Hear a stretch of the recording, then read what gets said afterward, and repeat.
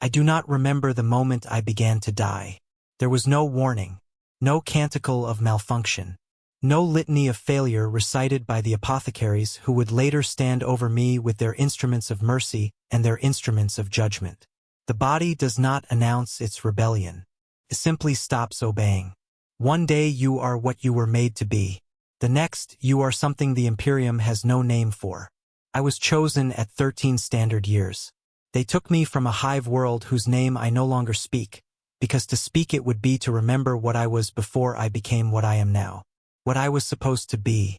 The boy who entered the fortress monastery died in stages, carefully orchestrated, ritually precise. They replaced his heart, then his blood, then his bones. They taught him to forget fear, forget hunger, forget the simple animal need for rest. They made him into a weapon that could think, that could pray, that could hate with perfect clarity. I accepted 19 implants over the course of 7 years. Each one a sacrament, each one a transformation. The secondary heart first, beating in counterpoint to the original, a rhythm that felt wrong until it became the only rhythm I knew. The osmodula, flooding my skeleton with hormones that turned bone into something harder than bone, something that could withstand impacts that would pulverize unaugmented humanity. The biscopia, weaving new muscle fiber through the old, until my limbs could crush stone and my hands could no longer remember the feeling of gentleness. They told us that only half of initiates survive the process. They told us this as if it were a blessing, as if being chosen to die in the transformation was itself a kind of victory. I watched brothers fail. I watched their bodies reject what was being done to them. I watched them seize on the surgical slabs, watched their enhanced organs turn against them, watched their own biology become a battleground they could not win. The apothecaries would make notes. The chaplains would speak of the Emperor's will. The bodies would be removed and we would continue. I did not fail. For 7 years I did not fail. Every implant took. Every gene seed adaptation integrated. My body accepted the Laraman's organ, the catalepsian node, the preomner, the hemophagia. I could seal wounds in seconds. I could remain awake for weeks. I could consume anything and extract its genetic memory. I became what I was meant to become. I became Adeptus Astartes. I became more than human. I became incapable of ever being human again. They armed me. They armored me. They sent me to war. I do not know how many battlefields I have walked.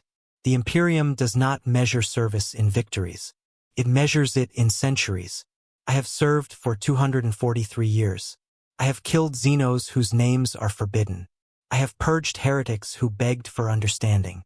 I have stood in the ruins of worlds that will never be remembered, because there is no one left to remember them. I have done this without question because I was made to do this without question. The chapter records every battle. Every kill is logged. Every action annotated. Every moment of service preserved in data vaults that will outlast the stars themselves. We are not permitted to forget. We are not permitted to falter.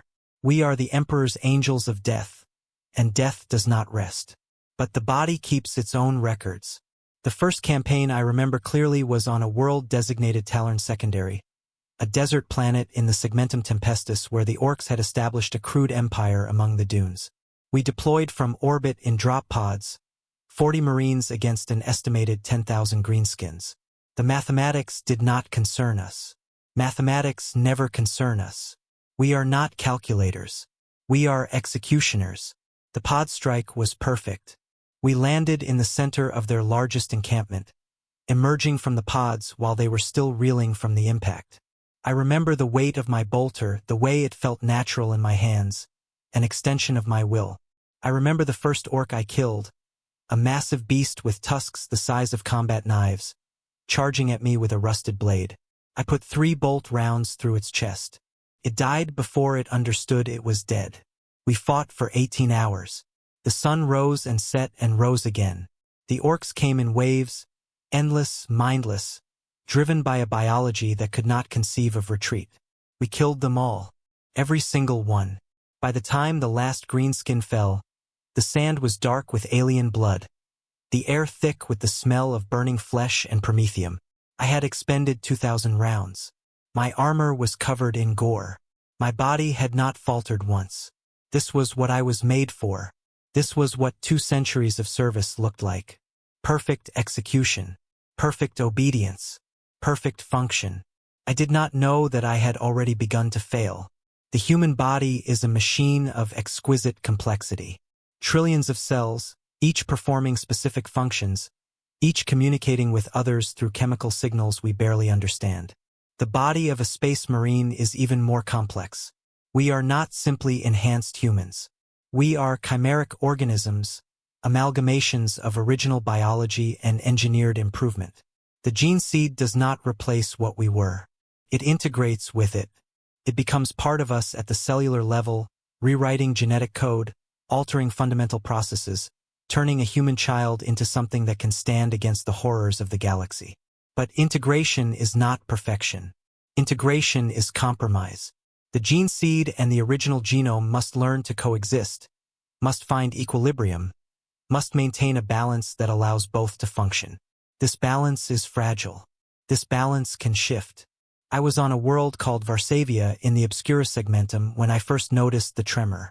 It was minor, a flutter in my left hand, barely perceptible, gone in seconds. I dismissed it. We had been fighting for 60 days without pause. The enemy was orc, endless and brutal, a green tide that broke against our guns and came again. My armor's medical systems reported no anomaly. My combat effectiveness remained at optimal. The tremor did not return. 3 months later, on a different world, in a different war, it happened again. This time in both hands. This time lasting longer. I was reloading my bolter when my fingers locked, when the muscles in my forearms went rigid, when I felt something inside me refuse the command I had given it. Passed. I completed the reload. I returned to combat. I said nothing. This is not cowardice. This is protocol. You do not report minor malfunctions. You do not waste the apothecary's time with transient glitches.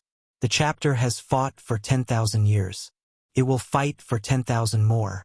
One marine's discomfort is irrelevant. But it was not discomfort. It was betrayal. The episodes increased in frequency. Every few weeks, then every few days, then multiple times per day. The tremors spread. My hands, my arms, my legs, my jaw. I would be standing at attention and my muscles would seize, would lock, would ignore every neural command. I could feel the implants working, could feel the enhanced nerves firing, could feel the bioengineered systems trying to compensate. But something was not responding. Something was refusing. I began to experience pain. This was unusual. Space Marines feel pain, but it is distant, filtered through layers of mental conditioning and neurological restructuring. Pain is data. Pain is a warning system. It does not stop you. It informs you. But this pain was different. It was deep. It was constant. It felt like my bones were grinding against themselves, like my organs were moving in ways they should not move, like my body was trying to tear itself apart from the inside. I continued to fight.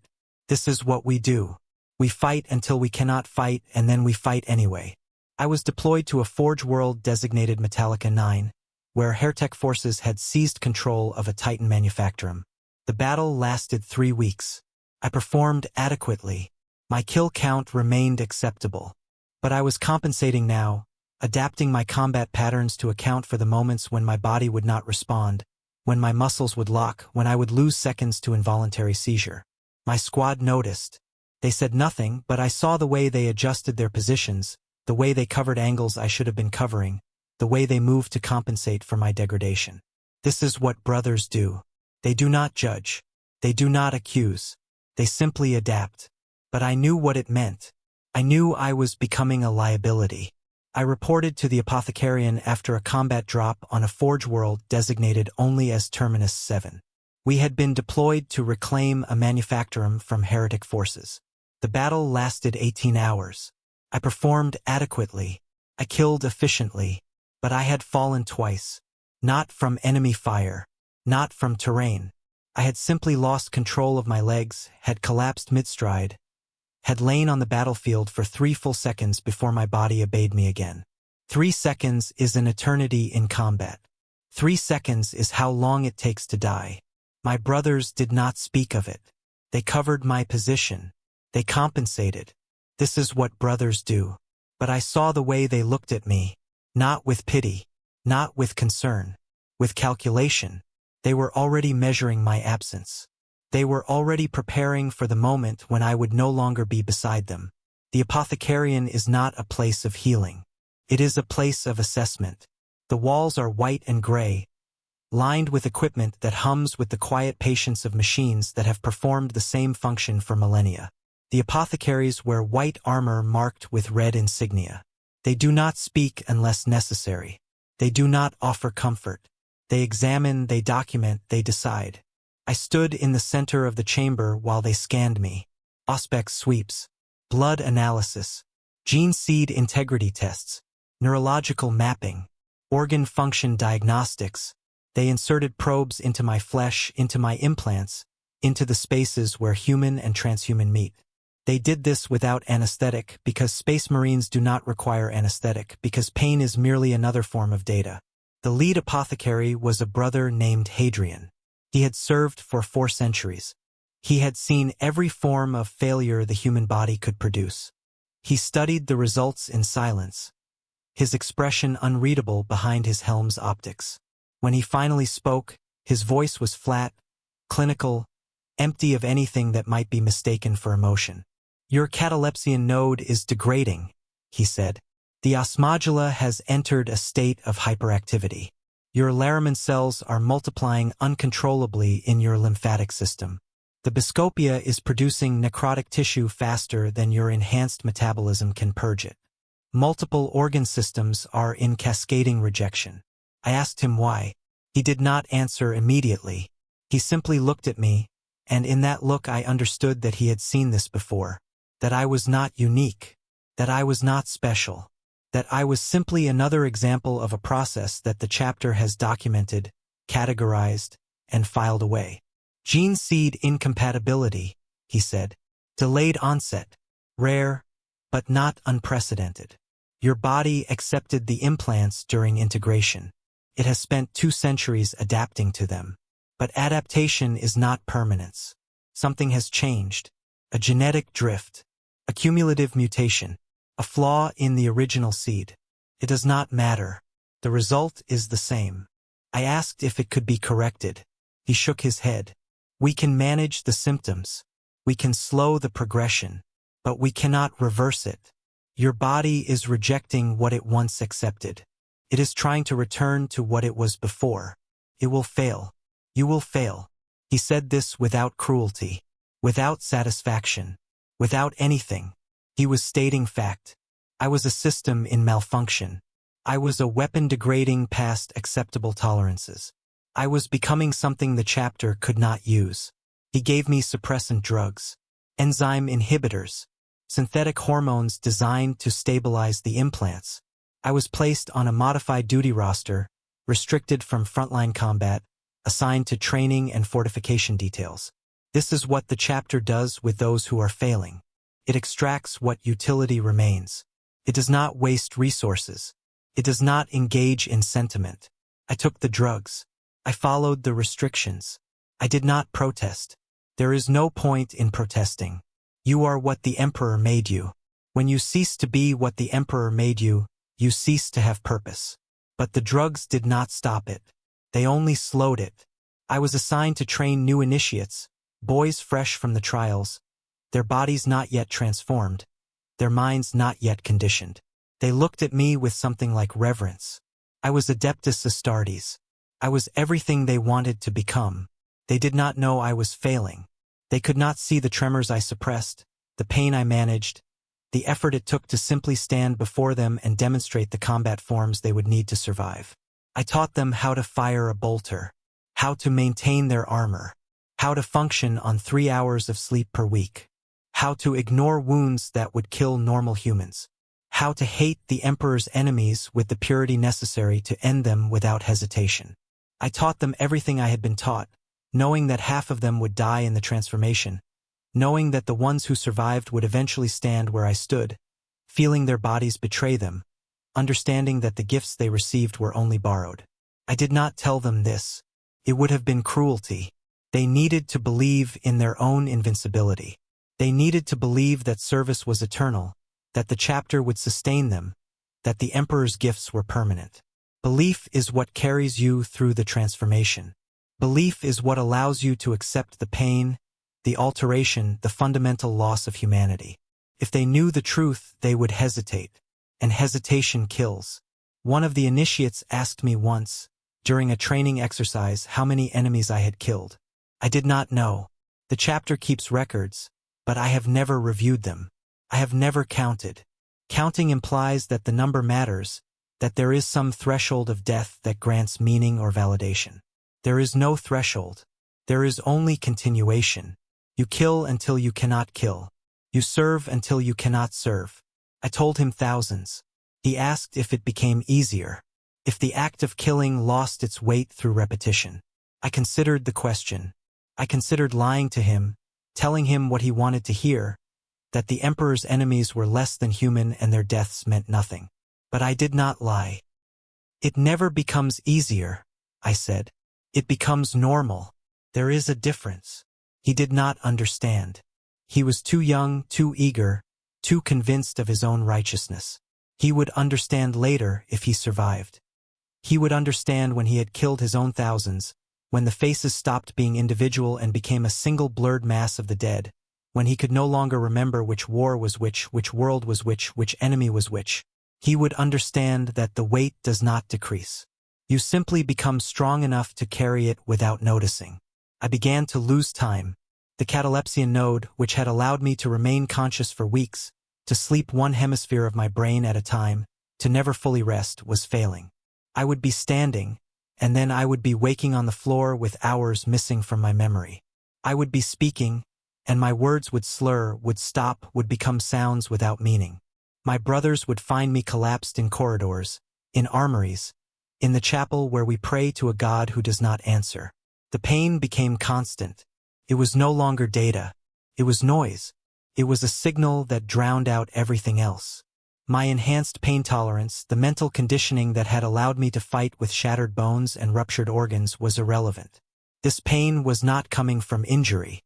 It was coming from the body itself, from the implants that were supposed to be part of me, from the enhancements that were now foreign objects my biology was trying to expel. I could feel my bones changing. The osmodula, which had made my skeleton denser than ceramite, was now producing growths, malformed structures that pressed against nerves and organs. My ribs were fusing incorrectly. My spine was developing protrusions. My skull was thickening unevenly, creating pressure inside my cranium that made thought difficult, made memory unreliable, made the world seem distant and unreal. My muscles were failing. The biscopia, which had given me strength beyond human measure, was now producing tissue that would not contract, would not respond, would simply accumulate in fibrous masses. My left arm became weak, then my right, then my legs. I could no longer wear my power armor because I could no longer bear its weight. I could no longer carry my bolter because my hands could not grip it. I could no longer stand for more than a few minutes because my body would not support itself. The apothecaries increased the dosage. They added more drugs, more interventions, more rituals meant to stabilize what could not be stabilized. They performed surgeries, excising the worst of the malformed tissue, trying to relieve the pressure, trying to buy time. But there is no bargaining with biology. The body does what the body does. It does not care about duty. It does not care about the Imperium. It does not care about the oaths you swore or the battles you fought or the brothers you stood beside. I was removed from active duty entirely. I was confined to the apothecarian, to a chamber with a single cot and a single window that looked out over the training yards where initiates were being forged into what I used to be. I would watch them, these boys who still believed they could survive, who still believed that their bodies would obey, who had not yet learned that acceptance is not the same as permanence. I was not the only one in the apothecarian. There were others, brothers who had served for centuries, who had fought in wars whose names are recorded in the chapter's most sacred archives, who were now reduced to this. Bodies failing, implants rejecting, gene seed turning against the flesh it was meant to enhance. We did not speak to each other. There was nothing to say. We were the same. We were each uniquely alone in our decay. There was a brother in the chamber next to mine, a warrior named Castiel who had served for 300 years. He had been a sergeant, had led squads through campaigns that are still taught in the chapter's tactical archives. Now he could not move. His osmodula had fused his joints, had turned his skeleton into a single rigid structure. He lay on his cot like a statue, his eyes the only part of him still capable of movement. I would see them sometimes, when the apothecaries moved between our chambers, those eyes tracking motion, still aware, still conscious, still trapped inside a body that had become a prison. He died after 2 months. I heard the apothecaries discussing it, their voices flat and dispassionate. Total systemic failure. Gene seed successfully extracted. Body disposed of. Another line in the records. Another data point. I did not mourn him. Mourning would have been indulgent. He was released. He no longer had to endure. This was the best outcome available to any of us. There was another brother, younger, only a century of service. His name was Theron. His rejection was different. His Laramann's organ had gone into overdrive, producing coagulant cells faster than his body could use them. His blood was thickening, turning to gel, clogging his veins and arteries. The apothecaries performed dialysis every day, filtering his blood, trying to maintain flow. But it was temporary. Each day the blood thickened faster. Each day the dialysis became less effective. He knew what was coming. We all knew what was coming. He asked me once, during one of the rare moments when we were both conscious and lucid, if I believed the Emperor knew what was happening to us. If the God we served was aware of our suffering. I did not answer immediately. I was not certain what the truth was. I was not certain what answer would be honest. The Emperor is 10,000 years dead, I said finally. He sits on the golden throne and burns psychers to sustain a corpse's dream. He does not know us. He has never known us. Theron was silent for a long time. When he spoke, his voice was barely a whisper, strained by the effort of forcing thickened blood through constricting vessels. Then what was the point? He asked. I had no answer. There is no answer. The point is continuation. The point is that the Imperium endures. The point is that humanity survives another day, another century, another millennium. Individual suffering is irrelevant. Individual death is expected. We are not people. We are ammunition. And ammunition does not question its purpose. Theron died 3 days later. His heart finally gave out, unable to pump blood that had become more solid than liquid. The apothecaries extracted his gene seed. The body was removed. I never learned where they took the bodies. There are no graves for failed space marines. There are no monuments. There is only disposal, efficient and complete. I asked Hadrian once, during one of his examinations, if this was common. If many Marines experienced rejection. He paused, his Narthecium probe still embedded in my chest, still reading the data my body was reluctantly providing. Not common, he said, but not rare. Perhaps 1 in every 500 will experience some form of delayed incompatibility. Most die in the first decade after implantation. You lasted 2 centuries. That is unusual. That is why we study you. Study, not treat. Study. I was not a patient. I was a data point. I was a case file. I was contributing to the chapter's understanding of gene seed failure so that future failures might be identified earlier, managed better, exploited more efficiently. He continued, the gene seed is ancient. It was crafted 10,000 years ago by hands and minds that no longer exist. It has been replicated generation after generation, marine after marine, and with each replication there is drift. Tiny errors, minute variations. Most are harmless. Some are beneficial. Some are catastrophic. We screen for what we can. We test for what we know. But the human genome is vast, and the gene seed interacts with it in ways we do not fully understand. You were compatible once. You are not compatible now. This is the cost of our existence. I asked if the Primarch had experienced this. If the Emperor's own sons, the demigods from whom our gene seed descends, had ever felt their bodies turn against them. Hadrian removed the probe. He cleaned it with ritualistic precision. He did not look at me when he answered. The Primarchs were not like us. They were works of singular genius, crafted individually, each one unique. We are mass-produced approximations. We are shadows of shadows. Do not compare yourself to them. Do not seek meaning in their example. You are what you are. Accept it. I did not ask again. The tremors became seizures. I would lose control entirely, my body convulsing, my enhanced muscles tearing themselves against my degrading bones. The apothecaries would restrain me, would inject me with sedatives that barely worked, would wait for the episode to pass. There was no pattern, no warning. One moment I would be conscious, aware, functional. The next I would be drowning in my own malfunctioning biology.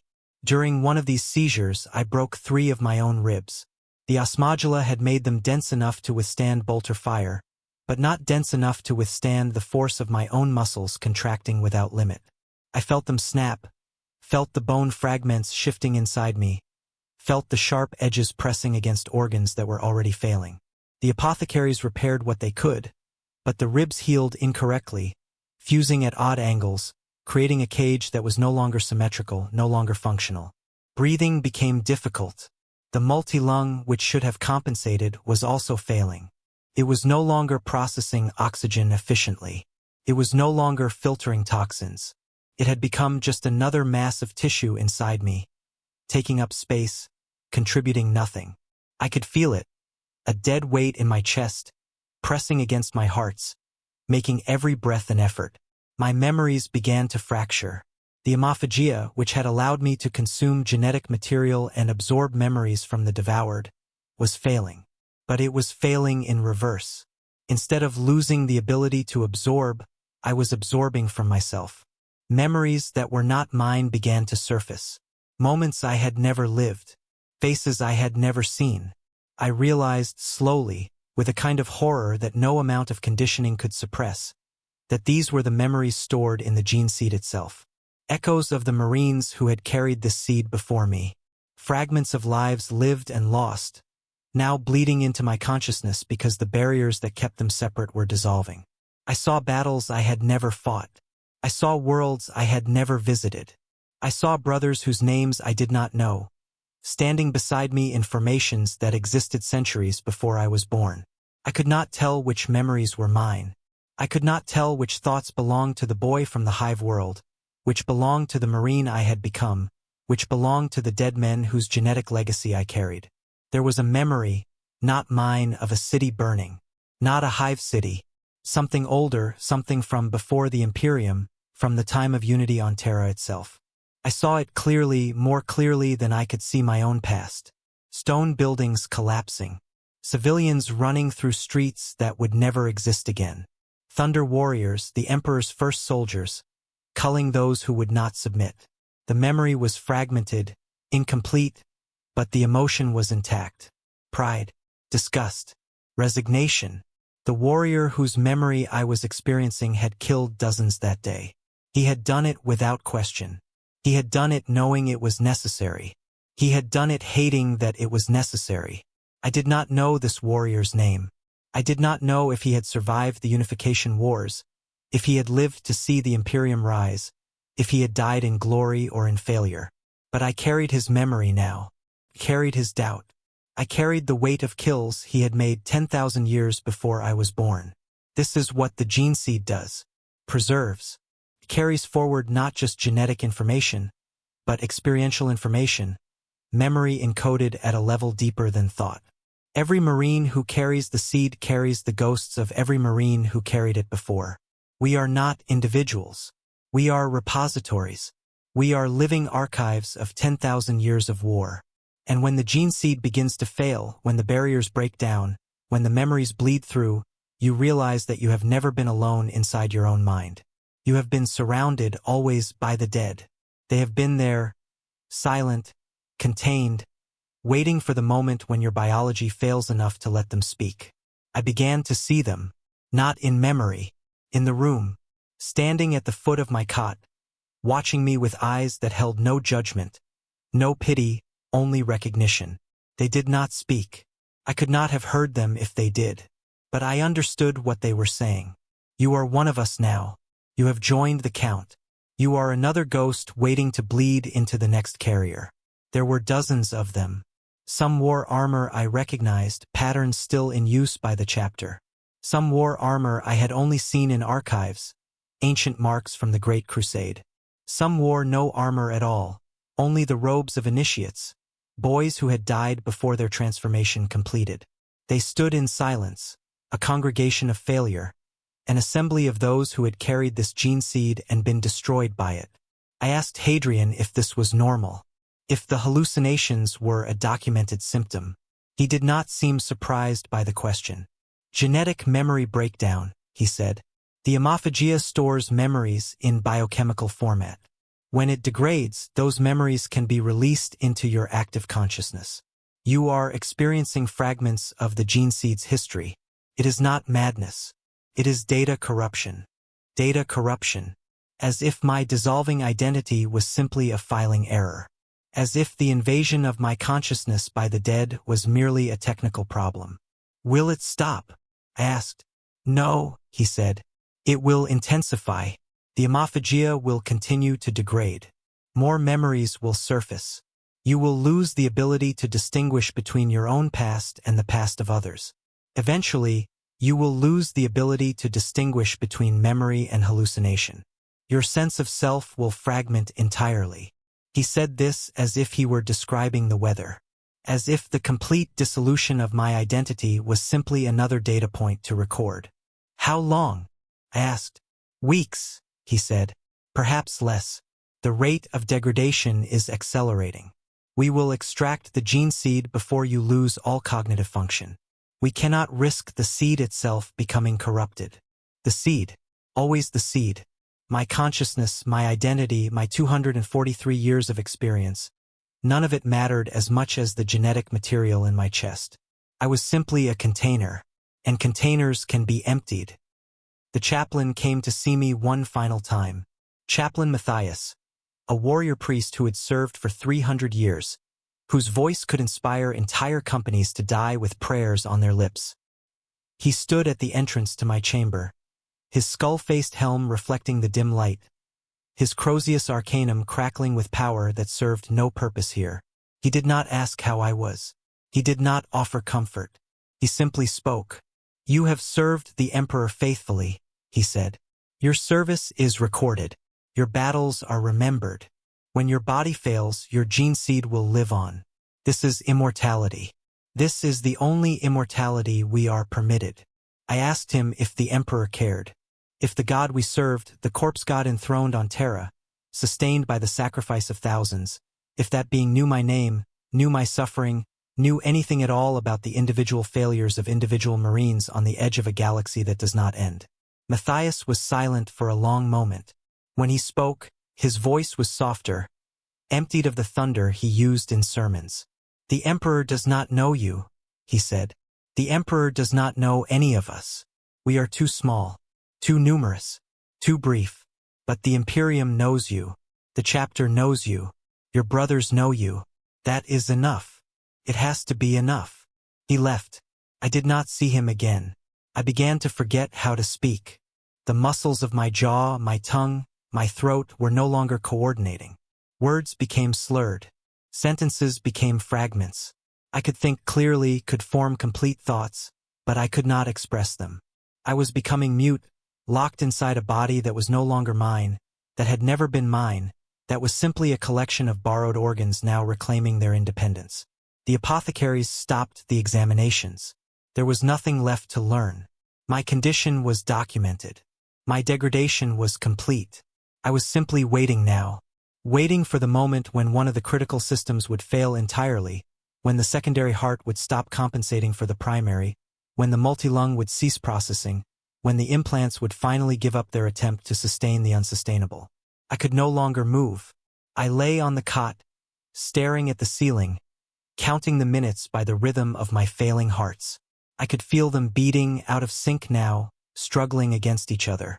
The secondary heart, which had once been my salvation, was now trying to pump blood through a system that could no longer accommodate it. The pressure was building. I could feel vessels rupturing, could feel blood pooling in places it should not be, could feel my body drowning from the inside. The window in my chamber looked out over the training yards. I could see the initiates running combat drills, their movements still clumsy, still inefficient, still fully human. They would improve. They would be transformed. They would become what I had been. And decades or centuries from now, some of them would lie in this same room, in this same position, feeling what I felt, understanding what I understood.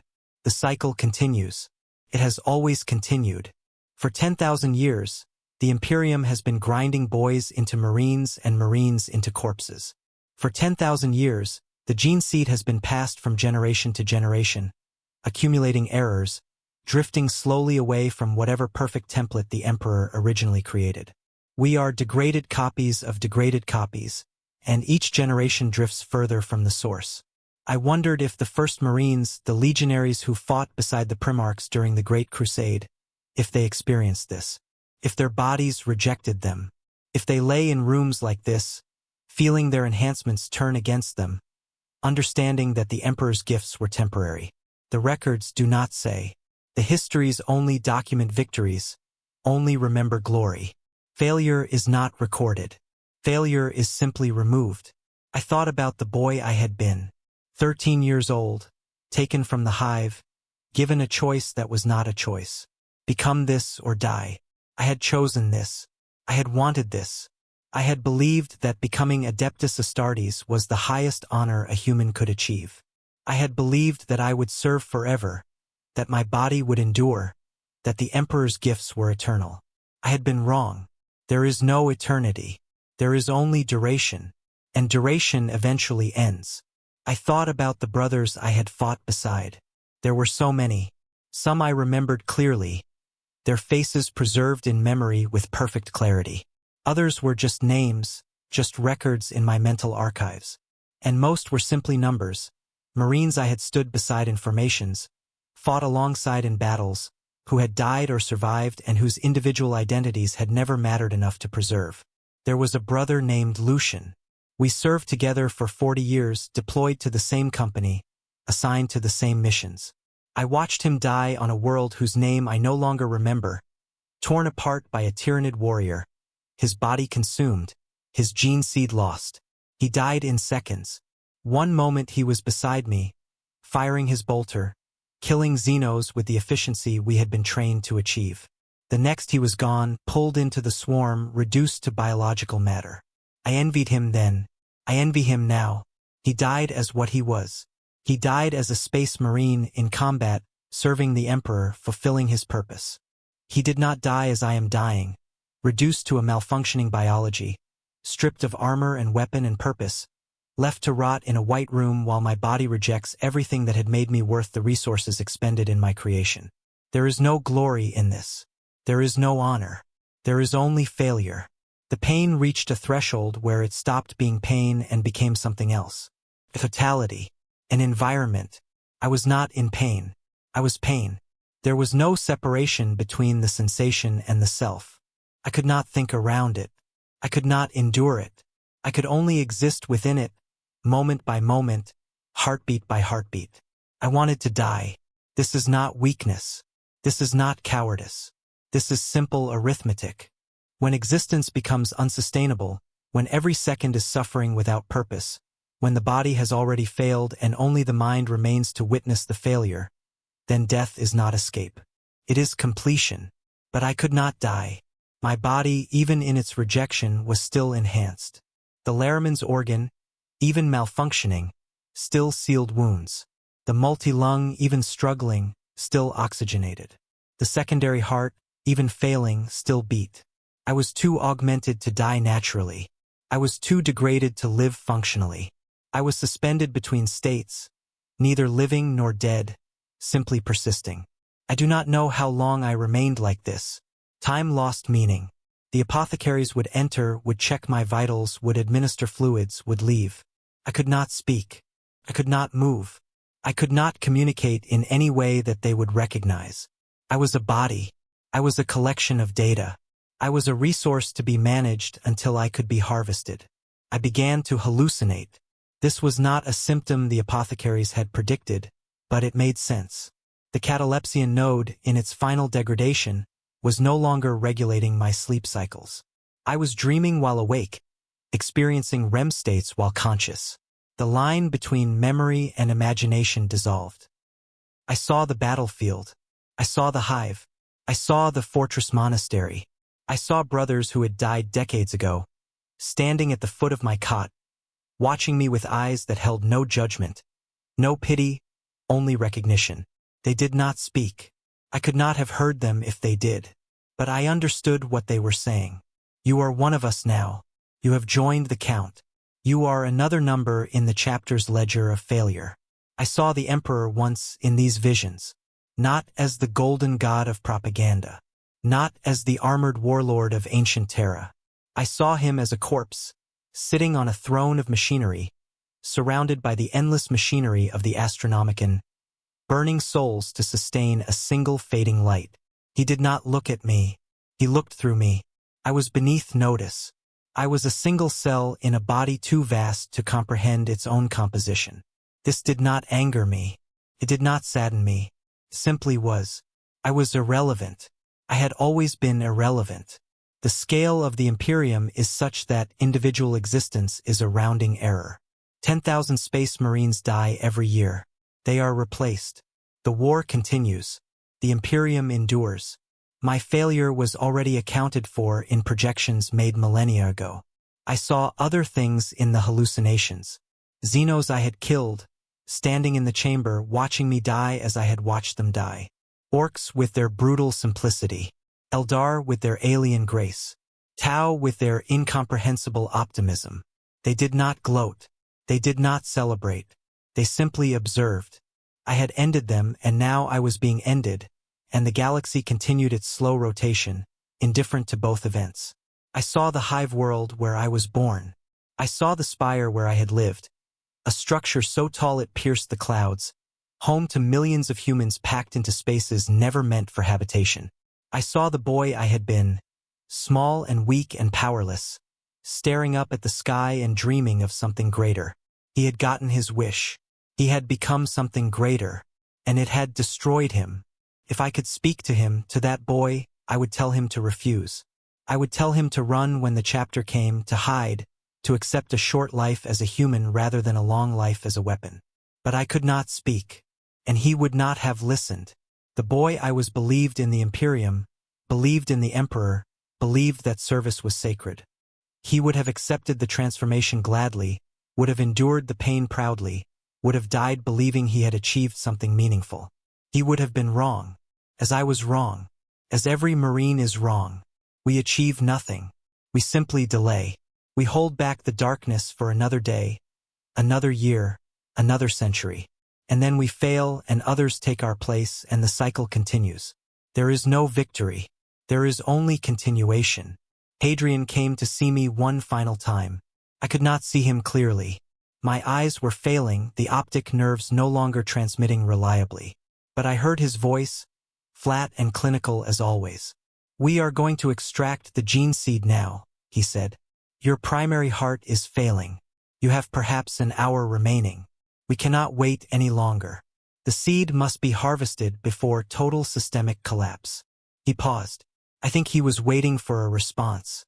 I could not give one. I could not even blink intentionally.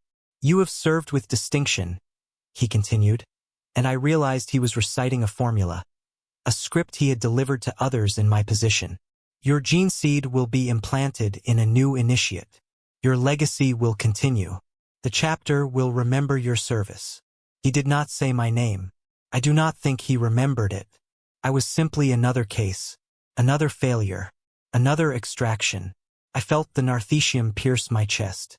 The reductor, the sacred tool of the apothecary, designed to extract the progenoid glands that contain the gene seed. There should have been pain. There was only pressure.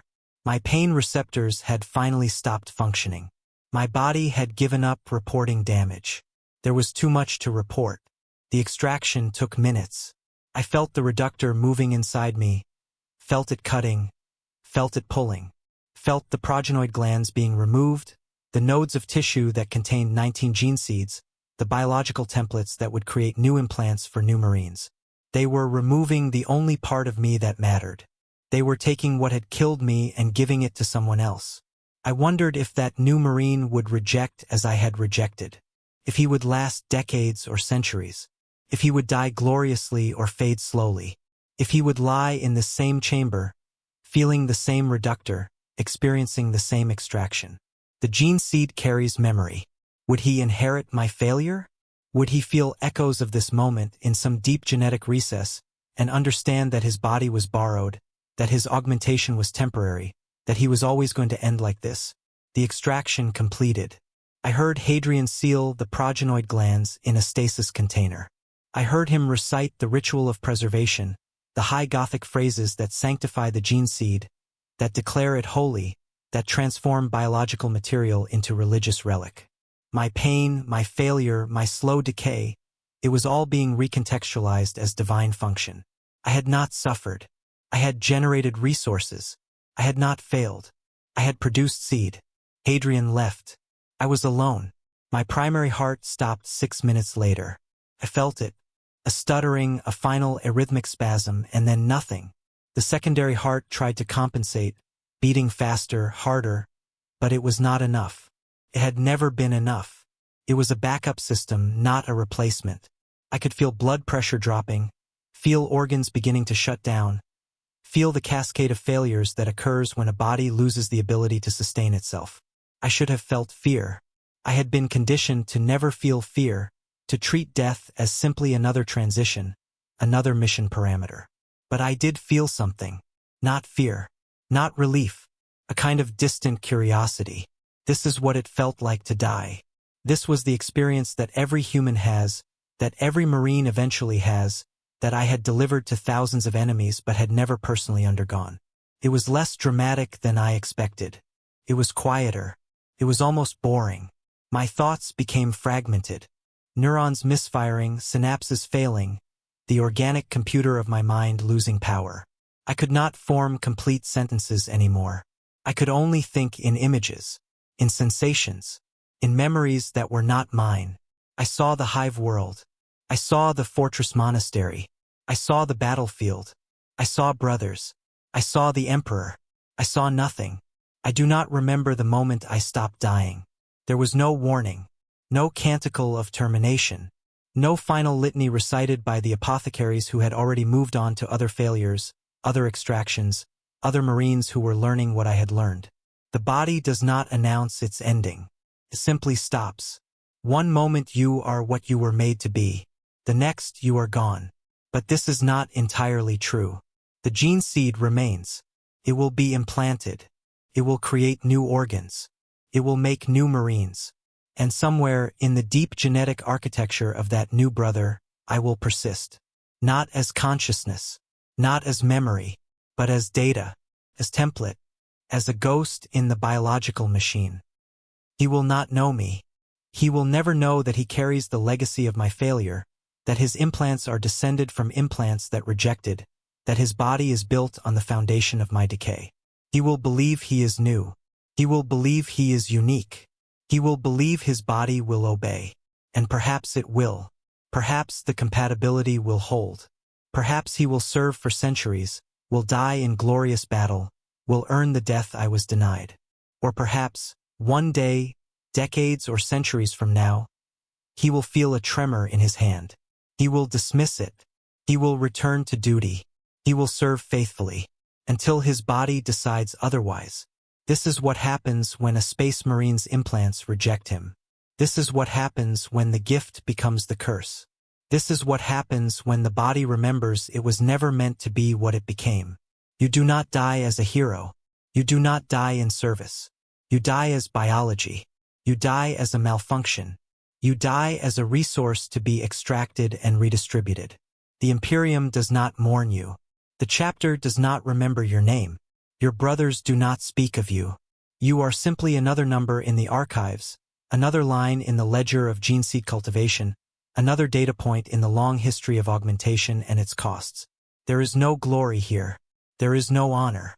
There is only the cold arithmetic of survival, the brutal calculation of utility, the endless grinding mechanism of an empire that has forgotten what it means to value individual life. You are useful until you are not. You are a marine until you are meat. You are remembered until you are forgotten. And you will be forgotten. We are all forgotten. The galaxy is too large, the Imperium too vast, the war too endless for any individual to matter beyond their immediate function. You will be one of trillions who served, one of billions who died, one of millions who failed. Your story is not unique. Your suffering is not special. You are exactly what the Imperium made you to be, a tool that broke. Nothing more. I existed for 243 years.